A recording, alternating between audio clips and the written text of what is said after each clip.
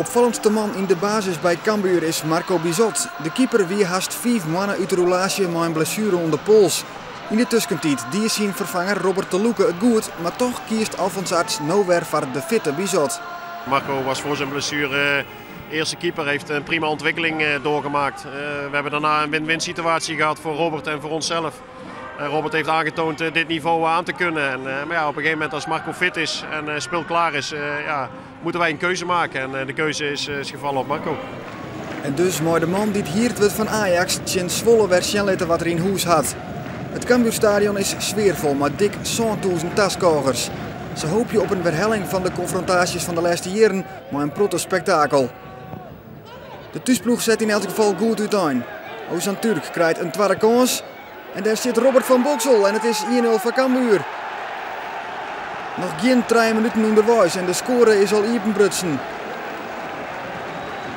De tweede facet van Turk is op maat. En Van Boksel die maakt het zijn tweede van het seizoen. En dit bart nog geen 2 minuten later. Een instudeerde vrije trap van Mart Dijkstra. Bij de tweede peel Marco van der Heijden. En daar is Wout Drosten.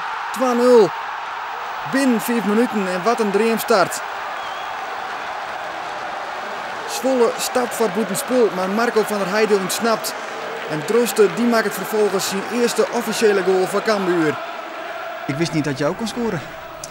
Ja, toch wel. Ik heb vorig seizoen ook gescoord, hè? Dus gewoon een lopende band. Nee, maar het is inderdaad een hele fijne goal. Ik bedoel, voor mezelf ook goed. En ik heb toch altijd wel willen scoren. Dus, en deze wedstrijd is extra fijn. Ik bedoel, 2-0, stel dat je die niet maakt, dan kan het ook anders lopen. En, ja, dat is echt fijn. Maar de start viel voor de koprenner als een koude douche. Zwolle beziekt hem te herpakken en krijgt hier een vrije trap via Joey van den Berg. En Zwolle-trainer Art Langeler zocht dat hij rap naam wordt op Narsing, maar daar zit Marco Bizot. Die is alert en pakt de inzet. Het broerke van Heerenveen-speler Luciano Narsing.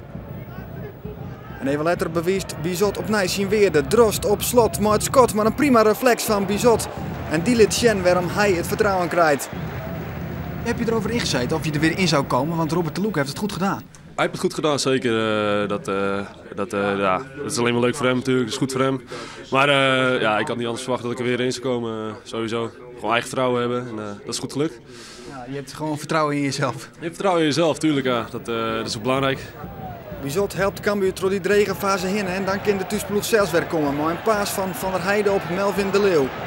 Altijd actief, de vleugelonvaller. Nou maakt Scott op Boer. En dan is daar Bob Schepers. Hij reageert vlugger als de verdedigers van Zwolle. En het is 3-0 voor Cambuur na een dik jaloere. Riante uitgangspositie in de koprenner.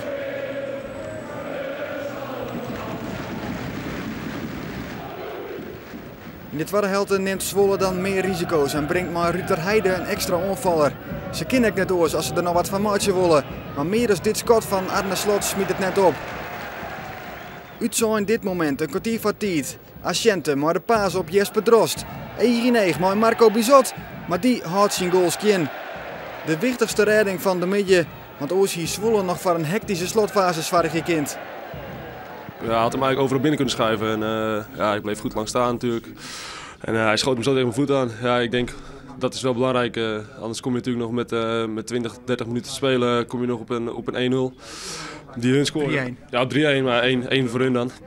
En dan weet je dat hun nog meer ervoor gaan. En dat is belangrijk dat je die ook eruit haalt vanzelf. Onderaan krijgt Cambuur kansen om de score nog mooier te maken. De Leeuw maar de paas op Barto. Boer zit ertussen, maar dan Bob Schepers. Mooi boogbaltje, maar Schepers is geen Dennis Bergkamp en dus misleert het. Cambuur wint wel met 3-0 van Zwolle. Maar trainer Alfons Arts die weet dat zijn ploeg er nog net is. We zijn nog steeds niet zeker van die eerste 8. We moeten nog iedere wedstrijd keihard knokken om de punten binnen te halen. We moeten ook niet te veel naar andere ploegen kijken, we moeten naar onszelf kijken. En ik denk dat we de volgende week daar een hele goede stap in kunnen zetten om bij die top aan te sluiten.